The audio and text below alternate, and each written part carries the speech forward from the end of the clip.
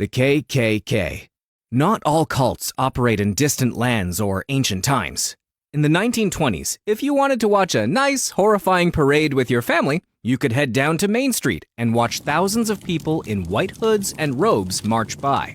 We're talking about the Ku Klux Klan, America's most dangerous homegrown cult that was started in 1865 and is still active to this day. The first version of the KKK was founded in 1865 by Confederate soldiers who were very upset that the South had lost the Civil War, and that black people were now, legally human beings with rights. They started as a social club, but quickly evolved into a terrorist organization dedicated to maintaining injustice through intimidation, violence, and murder. They dressed in white robes with hoods, partially to hide their identities, and partly because they claimed to be the ghosts of dead Confederate soldiers. They would ride at night, burning crosses, destroying property, and lynching anyone who opposed them. The first version of this cult was destroyed by the American Army by the 1870s. But what came next was even worse. The second Klan, founded in 1915, was even bigger and somehow more mainstream. At its peak in the 1920s, the KKK had somewhere between 4 and 6 million members. They weren't just in the South anymore either.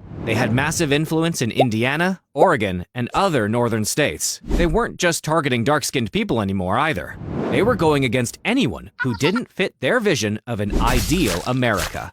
They influenced elections, controlled politicians, and operated openly with parades down Main Street in full Klan clothing. This cult had elaborate initiation ceremonies involving oaths, crosses, and declarations of loyalty to the Invisible Empire. They had their own vocabulary, with terms like Imperial Wizard that sound like they're from a bad fantasy novel, but were deadly serious. The violence was constant and brutal. Lynchings, bombings, assassinations, all carried out by members who believed they would face no consequences. And often, they didn't. Local law enforcement was frequently infiltrated by Klan members, and even when they weren't, juries refused to convict them for their crimes. Estimates of people killed by the KKK are hard to pin down, because many murders were never officially recorded. But historians estimate at least several thousand documented deaths, and likely many more that were never counted. The Klan has fragmented and reformed multiple times since the 1920s, with various Klan groups still existing today.